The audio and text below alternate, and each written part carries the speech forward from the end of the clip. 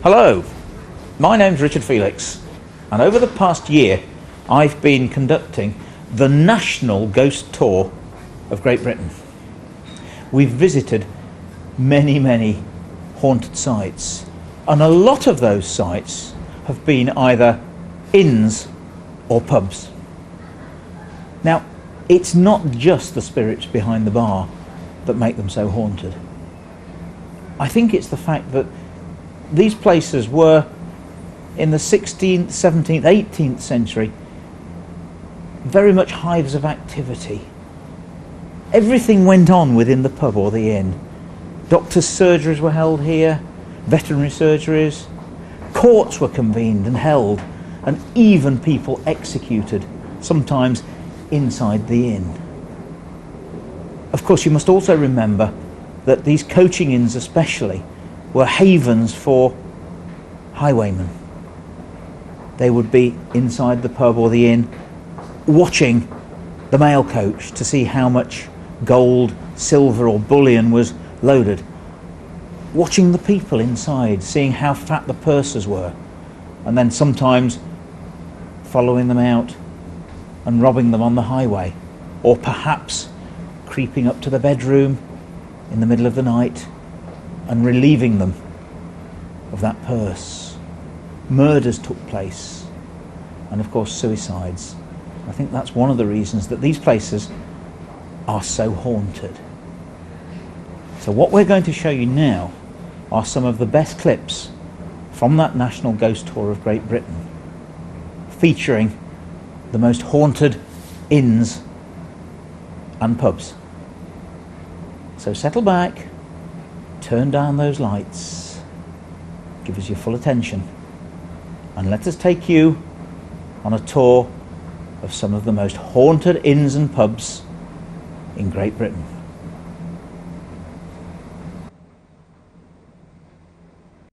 The Haunted Bell, probably the best preserved coaching inn in Derby. This is what coaching inns looked like in the 18th century.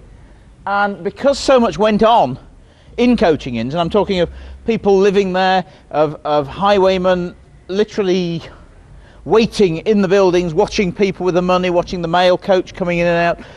Doctors' surgeries were held in coaching inns, veterinary surgeries, you name it, everything went on. Courts were held here, and so of course there's got to be ghosts. There's lots of ghosts in this building. There's a grey lady in the Mortgage Advice Bureau here, or should I say the ghost of a grey lady that haunts the Mortgage Advice Bureau here. There's a poltergeist in this bar here. Anyway, the best bit of this place, the haunted bedroom.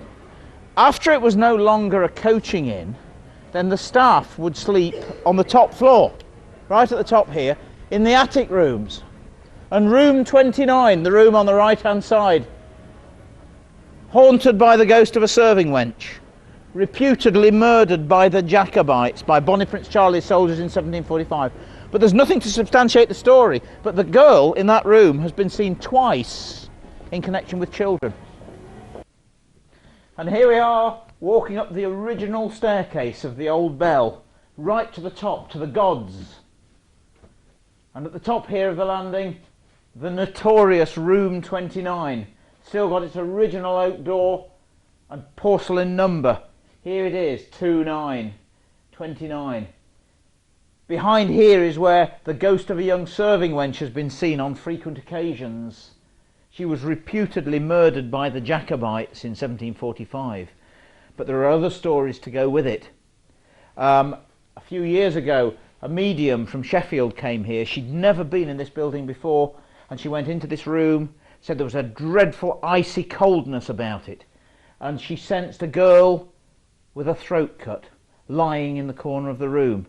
But she said even worse than that, next door she sensed a man, a very evil man, wearing a grey sort of overall with a bald head, and he was standing in the corner of the room holding a knife, dripping blood.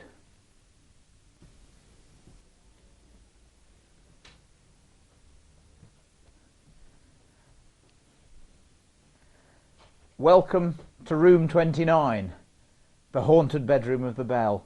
An awful lot of folks on the Ghost Walk have heard about this room, but very few people have been in it. Very few people have seen in here. This is the room that is the most haunted part of this building.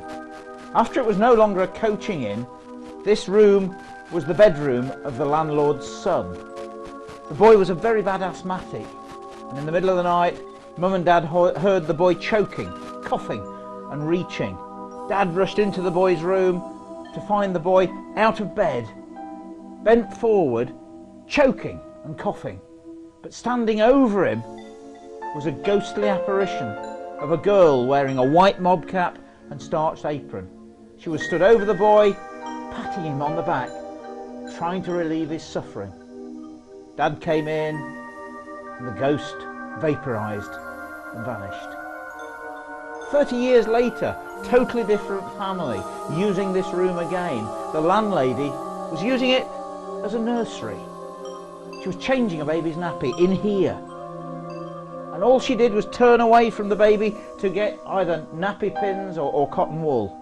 And as she turned back, she'd been substituted. There was another girl standing over the baby, a girl with a white mob cap and starched apron, bending over the baby to pick it up. Mother screamed and plunged her hands through the apparition to pick the baby up and draw it through the ghost. She clutched the baby close to her and ran out of the building, clutching the baby. As she turned back, she saw that the apparition was still there, bent over the baby, but of course was no longer there. The mother left and changed nurseries. I think if it had been me, I'd have put in for a transfer and I'd have changed inns. Here we are above the stables in the Bell Yard. This area up here was used by the stable boys. There'd be straw up here, and the stable boys, the lowest of the low of course, had to sleep on straw up here. And people have said that they've seen the ghost of a little boy sitting up here, looking at the people down here. This is probably a room where either the coachman or the drivers would sleep at night if they were having an overnight sleep here in Derby before taking the coach, the early morning coach in the morning. And through here, incredible door here, of course, cut out to fit the rafters. Cheers. I'm in the middle of Alnwick, northeast England. I found a fantastic old pub called The Cross.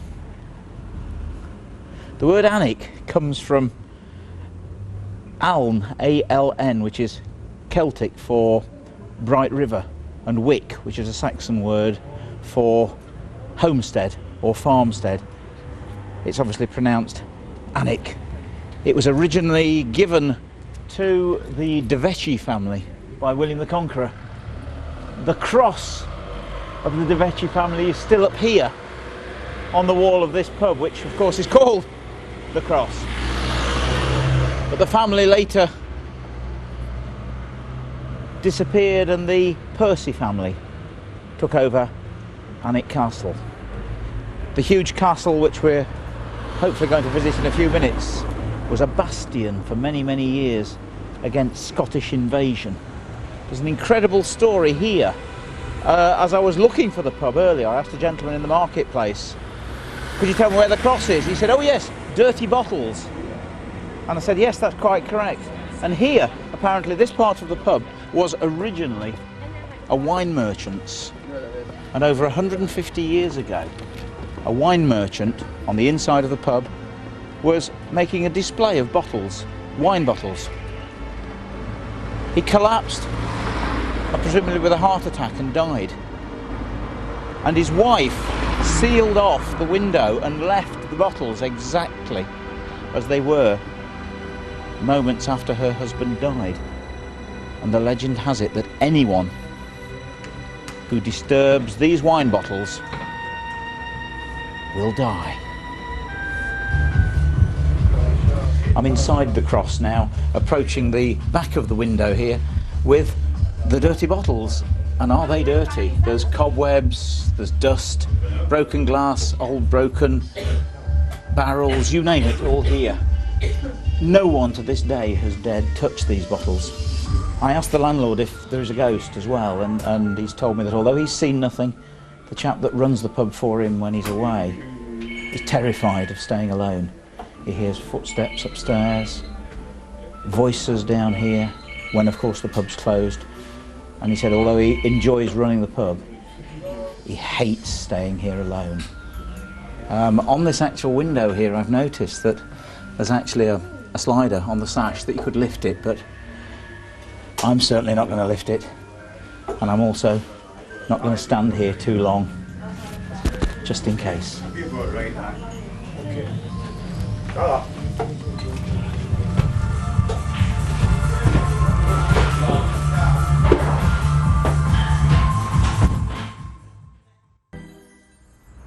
And I'm now in the centre of Lancaster. Behind me, Lancaster Castle. And here, the second oldest pub in England, the Three Mariners. It's built into the rock. It's one of only 3 pubs in this country that has a cellar upstairs. Also in that cellar is a freshwater stream running through it, and would you believe it, a ghost. So let's go in and have a look.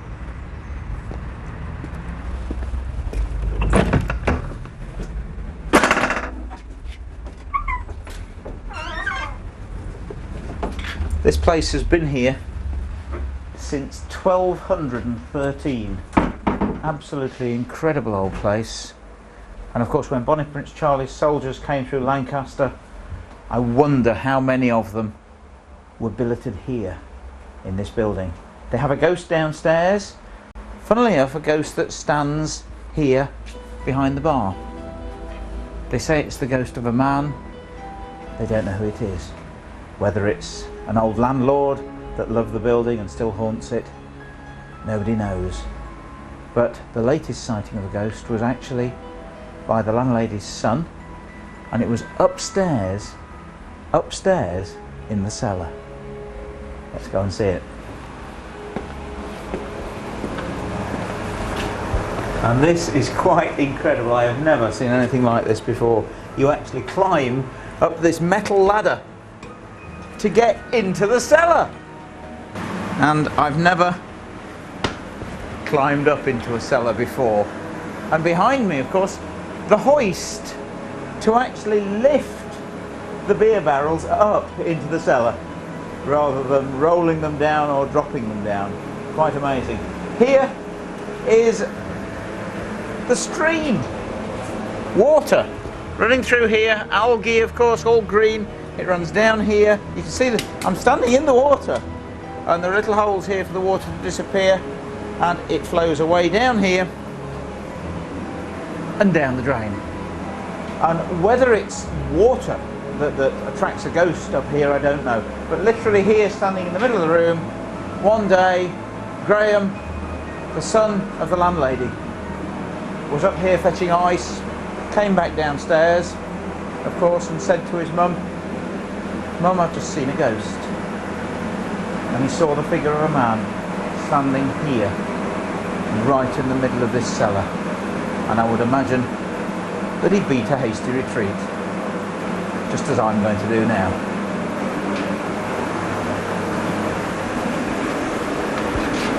And I shall now go downstairs out of the cellar.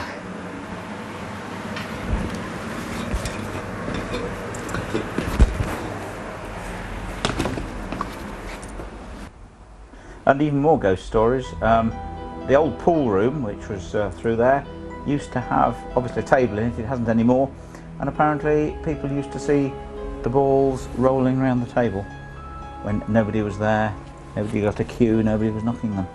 There's a ghost in the ladies' toilets, and I think probably for the first time in my life I'm off up to the ladies' room to have a look. Now it's surprising actually, because when people talk ghosts and toilets, it's always rather tongue-in-cheek. People usually laugh, but you'd be surprised while we've been doing this tour just how many toilet ghost stories there are. And I'm now standing in the ladies' toilet, and on frequent occasions customers, ladies, come downstairs, come back to the bar, and they say to the landlady, "I've seen a ghost in the ladies' toilets." And luckily it's the ghost of a lady.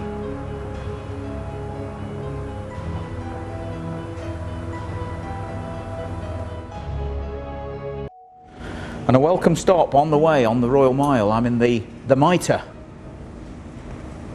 It's a public house that stands on the site of Bishop Spottiswood's tenemented house here. He was the Bishop of St Andrews and had this fine house built here in 1615. It's got ghosts. It's a possibility that the bishop is very unhappy because his house was demolished, this house was built, and of course it's been turned into a den of iniquity. It's a public house and restaurant. Even in the menu of the Mitre is the story of the ghostly goings on. It happens mostly around the staircase and on the stairs to the cellars, and staff report that there's always an icy chill, as if they're not alone when they're going down the stairs. And an incident that happened when two members of staff were actually in the cellar changing beer barrels, the place was actually closed, and for absolutely no reason at all the jukebox came on. For no reason at all. It was very loud. They came upstairs to see who was here, who'd done it, and of course the place was shut up, there was nobody around. So they switched it off and went back downstairs, carried on with their work, and of course you know what I'm going to say, it came on again. They came back upstairs, still nobody there, and so they beat a hasty retreat until the landlord arrived.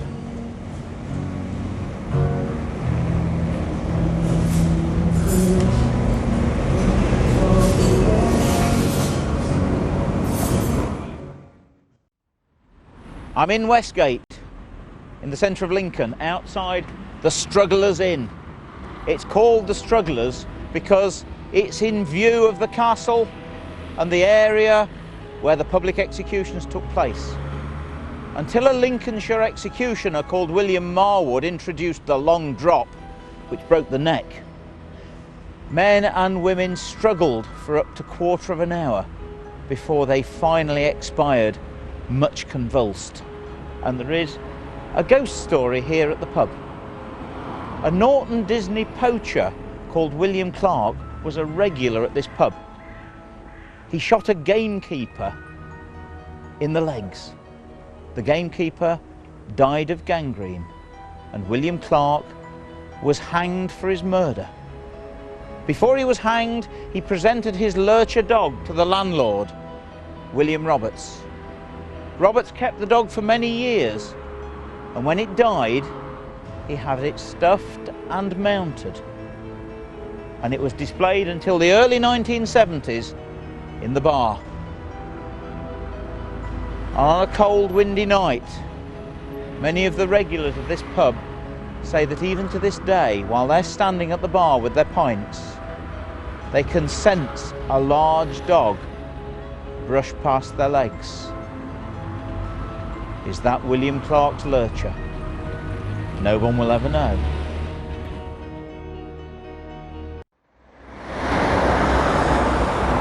This is one of the most haunted crossroads in Oxfordshire. It's on the A4260, and behind me a very, very old coaching inn called Hopcroft's Holt. It's got lots of haunted bedrooms, and it's also haunted by a famous highwayman, a Frenchman who came over after the restoration of King Charles II His name, Claude Duval. So let's go inside and explore.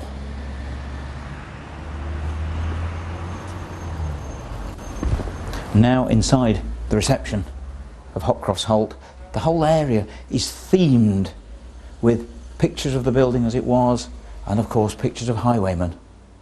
But it's not only haunted by a highwayman. There are quite a few stories to do with the bedrooms upstairs. So come and join me. Let's go and have a look.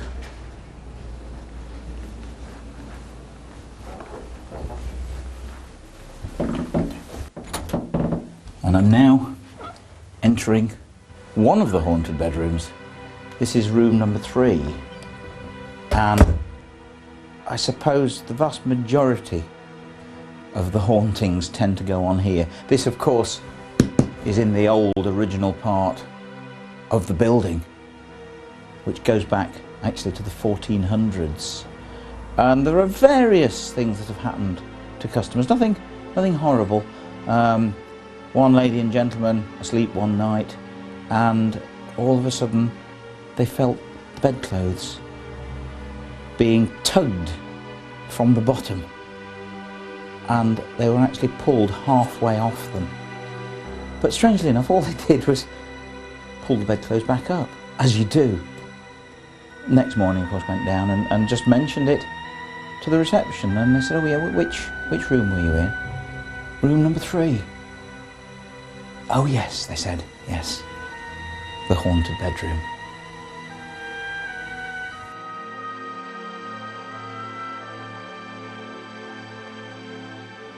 And I'm actually in the bridal suite, room number 25, coming out of this, well, absolutely magnificent bathroom, 4-poster bed. If any room should be haunted, by Jove, well, this one should be. But apart from the fact that we've had to change frequency on the camera and the mic because we can't get a signal, and I've already had 2 phone calls in this room and both of them have vanished. There is no signal, so there's something going on in here. But apparently room 24 next door is active at the moment, and they're telling me that the maids won't actually work on their own. Things are happening. They're hearing footsteps while they're in there. Windows, they can hear opening and closing. And on 2 occasions, when there was no one in the room, one of the maids came in to find the curtains drawn closed, and she knows for a fact that she'd drawn them open. So they've got to the stage now where it's a case of, well, let's go and do room 24. But I'm not going alone.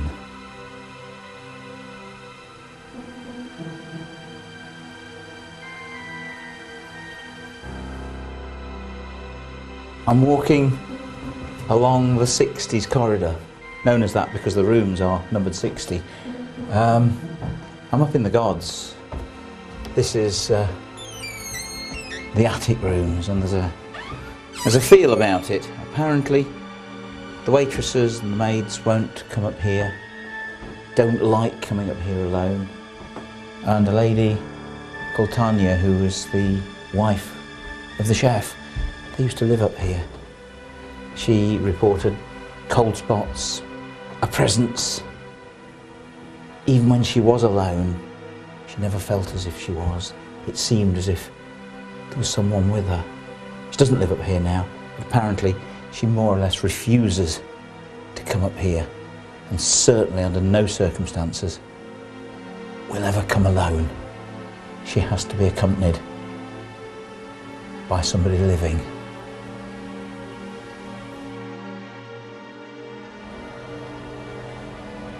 I'm sitting inside the original part of Hopcroft's Holt, this old ancient coaching inn, only 10 miles from the centre of Oxford on the crossroads.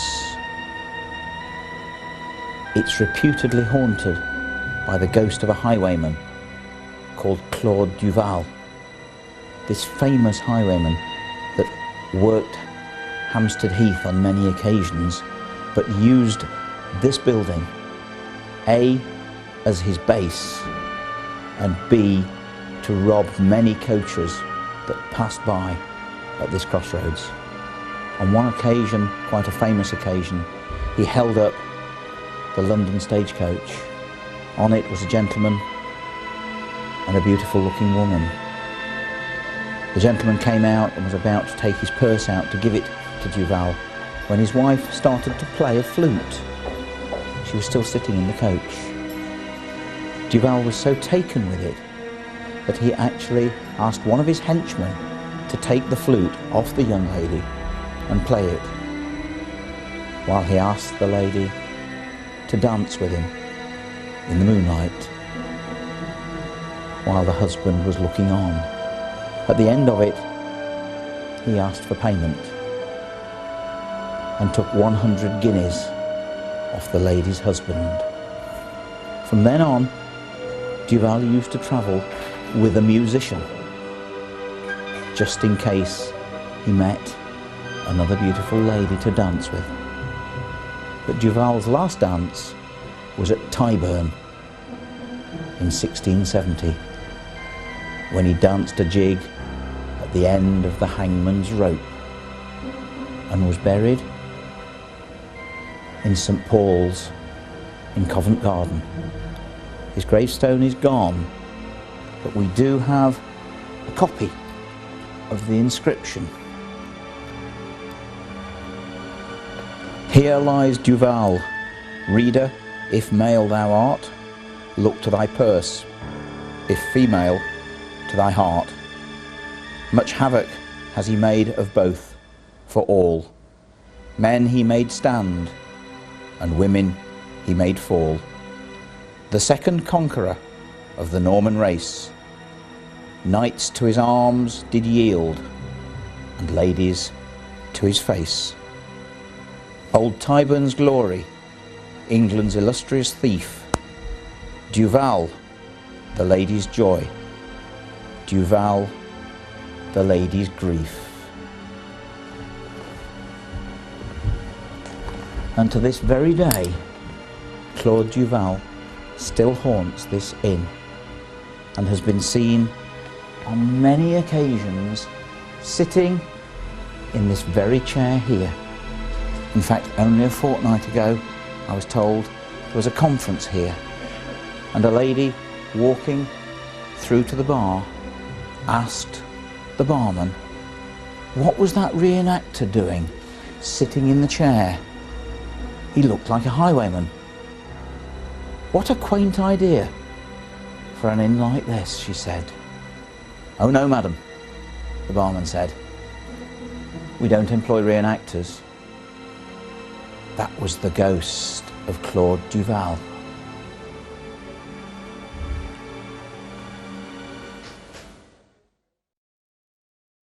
And I'm standing in the car park of the old Stork Hotel, now known as the Stork Inn. The building goes back, they believe, possibly to the 14th century. It says on the door 1752. It's got the ghost of a royalist soldier, a cavalier. This place was used as a prison. It was known for a period of time as the Tower Prison. Parts of it are still preserved underneath the building. And during the English Civil War, royalist soldiers were imprisoned here. One of them died from mistreatment by Cromwell's soldiers here at the inn, and his ghost still haunts this building to this day. There have been many reported sightings when it was a hotel. Very, very loud footsteps clonking along the landing, so loud that they actually woke up some of the guests in the night. And a cavalier, a royalist, has been seen around the building on many occasions. In the bar, walking up and down the stairs, still got the original staircase in it. And one gentleman, a customer at the pub, went to the gents' toilets and was standing washing his hands and noticed in the mirror a cavalier standing behind him. Made him jump. He turned thinking that it was just a chap that was off to a fancy dress party, and he watched it vaporised. It just vanished and disappeared in front of him. Now, the amazing thing is that an awful lot of people believe when they first see a ghost that it's a real person, just like the gentleman in the toilets. He didn't sort of jump backwards terrified because he'd seen a ghost. He just converted it straight to reality, as people do. Thought he was going to a fancy dress party. And people frequently do this. They think that the ghost or the apparition that they've seen is their dad coming in the room, Dr. so-and-so off the other shift, something like that. It's only when they do something strange, like walking through the walls, disappearing, vanishing, vaporising as the ghost did here, that they actually realise that they've seen a ghost. The original road goes down here, and round the corner you can actually still see the original mullion windows of the old building. One here, now at ground level, almost disappeared, and round the corner here, even better ones of the original window. And this is part of the cellar, the prison underneath, that you can see from the other side. And all of this is the original part. Probably the ghost is, for want of a better word, recorded into the fabric of this building. The stone does tend to hold events a little bit like a cassette player. It's really no different to pressing the play button of a cassette player, of a video recorder, and you see the event again. But there's no doubt about it that the old Stork Hotel here at Billinge is a very, very haunted building. And the landlord has very kindly let me half demolish his cellar, because apparently there's a tunnel down here, and the original cells where the royalist prisoners were actually incarcerated is through here. I've taken all this down, I've had to move all this. We've taken the light off the video camera so we can actually go in and have a look. And well, this is where all the ghostly things seem to emanate from, so we'll go in and have a look. I don't know what I'm going to see around this corner, so I'm a little bit, or slightly apprehensive to say the least. But here we go. Oh my God, is this old? And just showing the light so the cameraman can see where he's coming.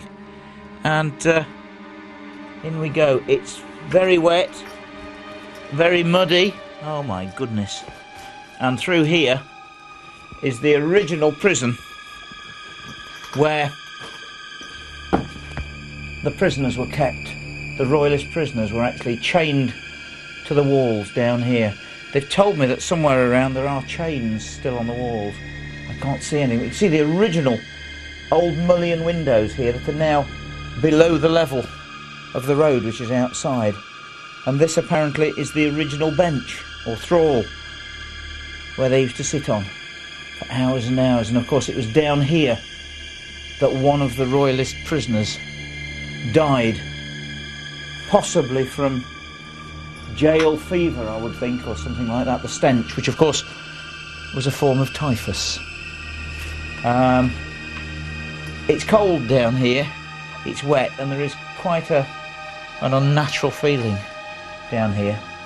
Not somewhere that I'd like to stay for very long, I'll be honest, but I've had enough. I think we'll beat a hasty retreat out of here.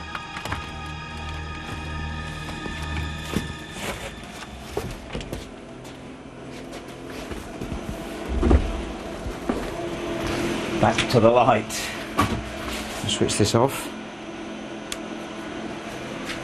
And I'll now put the tunnel back to what it was and replace the cellar. And this is the Belgrave Triangle. Over here we've got the churchyard, there's a grey lady in it, there's the hall here, which of course we've already been in, and with me is the landlady of the local pub, the Talbot, Lynn Deacon. And you've actually not only had experiences, ghostly experiences, in the pub, but you've actually seen something here at the hall, have you? Yes, I have. It was one night we came out to check because there were lights on, and we were very concerned because nobody told us anything was going off at the hall. Does anybody live in it? Or? No, it is. Right. It's empty, but obviously it's secured up. Yeah. And we're the only people round here that are around here 24 hours that can monitor anything. Yeah. And there were no cars outside, but there were certain lights on, and I wasn't happy, and I couldn't see anybody, so I really paid attention to the windows. Yeah. And one of the nets was open, and there were lights in this particular room, and whenever I moved, the lights moved with me. They didn't alter, they continued. Really? And they were really, really bright. That's this. That's the this middle window here. window It's the there. ladies' Yeah. drawing room, I understand. Yeah. But then I went over and looked in the main bedroom windows, and one of, as you can see now, the curtains are tucked back with the tie backs. Well, yeah. one of the tie backs in the right-hand window was off, and the curtain was closed. And I couldn't understand it because I could see lights coming off the hall and the main hallway, and that's not possible, I'm told, with the switching system they've got in there. The lights are on for the different rooms, but you can't have some lights on and some lights off. Yeah. And the two spotlights that are in the ladies' drawing room wouldn't have moved, and automatically when they're on, there's a strip light on, but there was no strip light on. And when we tried to recreate it one night when we had a vigil with ASAP, and they couldn't, the lights weren't bright enough. Really? So what sort of lights? I mean, it wasn't candle light, I presume, was it? It was. No, it was a orbs very, or- very bright, intense circular light that did not fade in its strength as I moved. Yeah. Because I was moving, because I was desperately looking for somebody Well, to of wave at course, me and of say, course, "Hi, yeah. Lily, it's only us, Yeah, you know, there's yeah. nothing to worry about." It just didn't happen, and we couldn't explain it. And of course, when we went then further to look at things, the tie backs are never altered; they are as they are now. Yeah. And the net curtains are sewn together and That's have what they been for told me years. inside. They said they're actually sewn together, and there is no way that anyone. Yeah, could have it was pulled if them apart. one of them had been open, and it was if a cat had perhaps walked on the window ledge and caught one up. But they were because I'd paid so much attention to what I was looking for, I know what I saw. Yeah. They can't explain it. And of course, the other thing was an intense light coming from the back of the building. And as At the same time? Yeah, and as I Really? stepped right back to stand by these gates just to really look in the top windows, Yeah. it was very, very dark. It was like 11:45 at night. And there was this intense light coming from the back of the building, as if every single security light from Filbert Street Football Club was switched there. on. And even with the security lights they've got there, it wouldn't Couldn't be have that created that intense light. They tried to recreate that as well, and they couldn't. Wow. So, Amazing. Well, shall we go down and have a look at, Yeah. at your place? Because I know for a fact that you over the years, of course, had many occurrences have taken place yes, in your place, of course. But of We've- course, it's very, very old, isn't it? it is. I mean, it goes back to the 11th century. Yeah, that's old. That's old.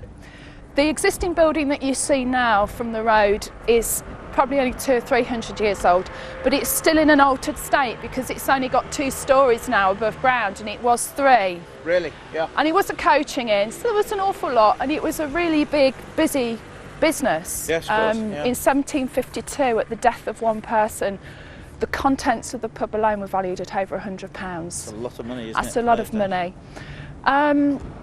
So it's seen a lot of history. It had stables at the back. Prior to its main alterations, you had the 3 stories, you had people living on the top 2 stories, and your staff would have lived in the cellar. Yeah. We do know there's 99% sure there was a brewery at the back, and it brewed beer for the other local pubs. But it has seen an awful lot of strange So things much life going and on. death carried on Yes, in yes. a coaching inn The, like this, you see, over the years. The garage, we understand, at one point was the village mortuary. Oh, wonderful.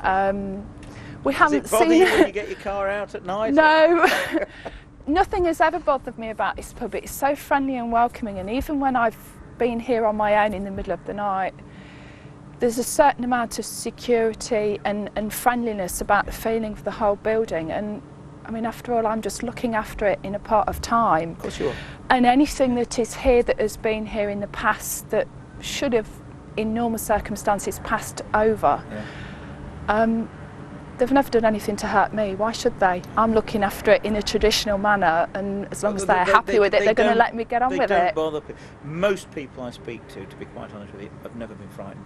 No, They're no. a little bit concerned or shocked, or sometimes made jump by the fact that person. But they usually think it's a real person until it does something strange, like disappearing through the wall. But most people, all you are really custodians. That's of right. the building, looking after it for for others. And we find that the customers expect it to be haunted. They accept it as part of life. Yeah.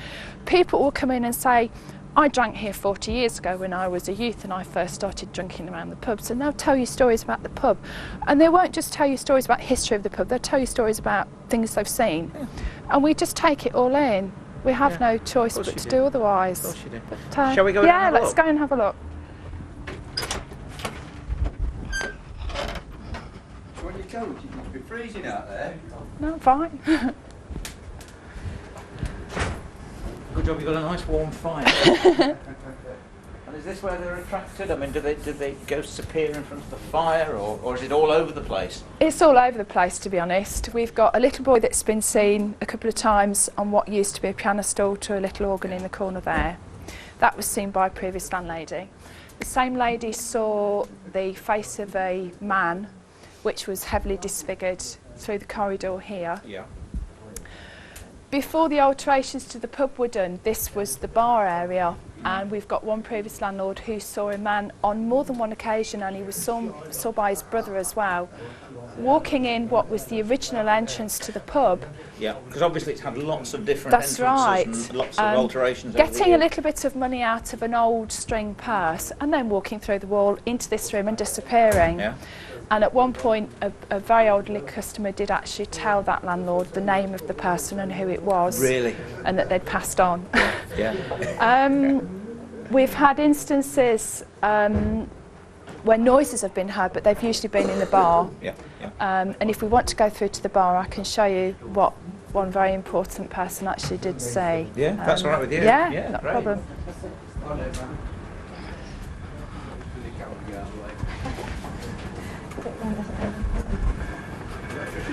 Okay, if you just mind the step. Yes, of course. Can I just put the ceiling and the wall on?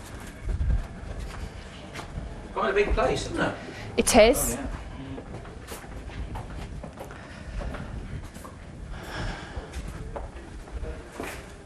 yeah. Right. We had one night where we had a vigil with ASAP. Yes. And we were actually having some filming being done upstairs. Myself and my other half were upstairs, locked in our room with our dog, asleep. Yep. And the chairman, nationally of ASAP, tells me he walked into this room just to check. Yep. And stood about where the till is and looked ahead of him, and he saw a man walk from this doorway Yes. down here and down to this area here where there used to be until recently a skittles table. Yes. And you think, well, there are windows in this room, he could have got out. Yep. Those windows are screwed shut. Right. The only exits from the room were locked, Yep. and there were only 4 people in the building from ASAP at the time. One gentleman within literally 3 or 4 seconds came down and greeted the chairman and said, I've changed the tape. And he said, you've just walked across in front of me. And he said, no. They came and checked here, and then they both together went through to the lounge where the other 2 members of ASAP were sitting, having a break between the vigils, and they were chatting, and they'd seen or heard nothing and hadn't moved from the spot from when the chairman had come out of the room. So they were not able to explain who it was. We haven't, for sensitivity reasons, been able to really investigate who it might have been. No, I can understand that. But there was a landlord that died here that within reason would fit the description of the person that was seen. Really? But we don't like to upset people. Obviously some of his family are still Yes, alive. that's right. Some of the family is still alive, so we've left it. Yeah. Some of the landlords are buried in the graveyard, is that right? That's right, yes. And we've had instances where noise have been heard by ASAP. They do tend to vigil a lot more in here now because of what was seen. Yeah. And they do attach microphones to the ceiling. Yes. And the ceiling above here, a majority of it is not actually built on, but the ceiling here actually is part of our private accommodation. Yeah. And noises have been heard quite a volume on this ceiling. and we have heard nothing upstairs. In fact, our sleep has not even been disturbed. Really? And when we've come down to let ASAP out at the end of the session, on one particular occasion, they were so concerned about the amount of noise, they thought we were going to actually come down in the middle of the night and throw them out for waking us up. But you'd not heard it? We'd not heard a thing. And that could be explained by the fact that the building is now only 2 stories, and it used to be 3, and the floor level we walk on is different to the previous floor level. So you've got that as well. Just goes on, really. In fact, let's be quite honest with you, you're custodian of a very, very haunted coaching inn, aren't you? Simple as that. We're a custodian of an inn that's got a lot of things that go on in it that can't be explained. Exactly, and I accept what people come and tell me. I know what I've experienced myself. I know what my partner's experienced, and I just listen and take in what other people have experienced and tell us, because it's not for me to decide whether they were drunk, out of their mind, seeing things. If they were the person that experienced that, they want to tell me that, and I have to take that at face value. And listen. Yeah, you can't do anything else. Len, that's wonderful. Okay. Thanks very much indeed. That's all right, you're welcome. We've been swanning around for the best part of an hour, looking for the site of the old Palace Hotel at Birkdale, which was supposed to be haunted. We were about to give up, and we drove down here and we saw a road called Palace Road. I stopped and asked a car park attendant, and he sent me down here. All I knew was that there was a story of the lift that operated itself. Years ago, when it was a hotel, the staff checked it every night because they couldn't stop it. And in the 1960s, when it was being demolished, the workmen were having the same problems. But that was it, until I arrived here. And I saw a poem on the wall of the pub called the Fisherman's Rest. On such a night in the distant past, the surf raged high on the beach. The Mexico bark on a bank was fast. No port that night would she reach. 3 lifeboats to her aid were sent, by fishermen manned with good intent. 1 boat returned, her crew to save. The others would drown in that terrible gale. To this place they brought them, herein to rest. No man can do more than to give of his best. A nation mourned, and mourning new pride, the pride of a nation. In vain they not died. Apparently this is all that's left of the old Palace Hotel. This was the bar, which is still preserved. It was to this place that the 27 bodies were brought that were found after that disaster on that terrible night of December the 9th, 1886. And they still haunt this place. To the back here, now there are houses on the site where the original Palace Hotel was built. And apparently people still have problems, poltergeist activity in the buildings. And apparently the architect who built the palace designed it the wrong way round, and they built it apparently back to front. And even he committed suicide. But whether it was here, I don't know. But let's go inside and see if there are any more ghost stories. So come and join me.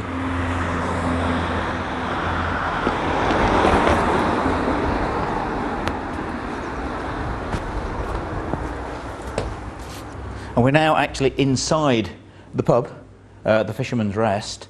And with me, Lee, you're the manager. Yes, indeed. And it's just been refurbished by the looks of things. In November. Yeah, but this was originally the vaults of the old palace. It was a public part of the Palace Hotel, and then when the hotel was knocked down, this was the only part of the building that's remaining. It became the Fisherman's Rest when the hotel was knocked down. Right, and what happened in here? What?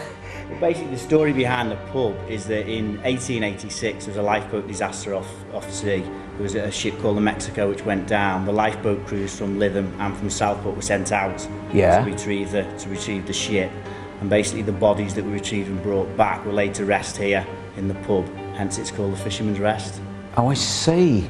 And so, I mean, there were actually 27 bodies apparently, some of the killed from the Mexico, or the drowned from the Mexico. It was a mixture of lifeboatmen and crew of the ships. And the lifeboat, I think, was called the Eliza Fernley. It was, yes. They should have had 14 crew, but they've made it up to 16 because they knew it was such a serious storm. Yeah, And apparently only two survived. Two survived. There's a couple of people on the pictures on the wall who are the people who were saved. They're the actual survivors. Yeah. Mm-hmm. Crikey. And what about, I mean, obviously, because it's a haunted pub, isn't it, which is why we're here. Yeah. What has anything happened to you here, or? Not to me particularly, but old stories from the past of ex-landlords and people who've worked here have heard rumblings in the cellars and late at night, chains. Really? Noise of chains and things going on. Yeah, because I mean, apparently when it was a hotel, or sorry, when they demolished the hotel in 1969, there was a huge lift, a 4-ton lift, that the workmen couldn't stop it going up and down. There was no electricity in the place. They cut all the wires to the lift, and it still continued to go up and down. Well, it wouldn't go sideways, would it? Went up and down, and eventually they started pounding it with 28-pound lump hammers to try and, I suppose, pound it. And they did. It literally started to slide down, and it crashed into what was apparently the cellars, and embedded itself in there. And that's really the story I'd heard about, which brought me here today. But I didn't realise that there was such a wealth, there's a bit of history behind such a story behind it, that actually 27 bodies were stored here, and that we've got a disaster. Indeed. No wonder the place is as haunted as it is. Absolutely. That's fantastic. Thank you very much indeed. Cheers. Cheers. I'm standing a stone's throw from Marble Arch, from Tyburn, where the hangings took place. I'm standing in front of the Mason's Arms, a very, very old public house. This is the actual place where the saying, "I'm on the wagon," comes from. What in fact happened was, on the way from the jail to the gallows, this being public of course, thousands of people watching the cart or the wagon coming along the road, every time they came to a pub, the weight of people, the crowd, actually caused the wagon to stop, and usually the condemned would either climb down, or the landlord or landlady would send out a complimentary pint of beer or wine. They would drink that, and of course by the time they got to the scaffold they were probably so drunk that it didn't bother them too much. But the last pub on the way, and this was the last pub, after this place, no more beer, I'm on the wagon. There's a sign outside here that says, "The Mason's Arms situate on the site of the dungeons where prisoners were held before their hanging. A tunnel ran from the dungeons to Marble Arch but was sealed up. The dungeons are today's pub cellar and are believed to be haunted by their earlier inhabitants, many of whom plotted abortive last-minute escapes from the tree. Here, the fittings for the unfortunate prisoners' manacles can still be seen on the cellar walls." I think we'd better go in, go down inside and see what we can find. I know it's down here because I've been in and done a recce. Down the old wooden stairs, down into the depths, into the bowels of the old building. All quite white, modern, health and safety of course around here. Breeze blocks. It's getting older. Brickwork now down here, and it's getting slightly darker. And here, the old original barrel vaulted archway. And this is the part they told me about. The old original bit. And here, it's been pointed out to me already, the original holes where the manacles were, that they actually held some of the prisoners here before taking them on to Tyburn. Now of course most of the people would have been conveyed in a cart, but they tell me that here is the original part that was only bricked up about 20 years ago, and they tell me that this literally runs all the way through, I can't see through, all